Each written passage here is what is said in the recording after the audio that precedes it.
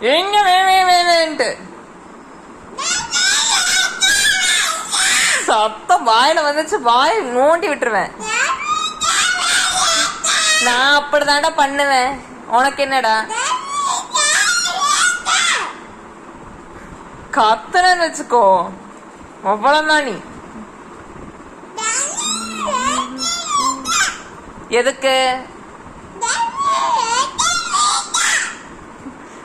வாயில இருந்து சவுண்ட் வந்துச்சு, வாயில பூட்டு போட்டு விட்டுருவேன்.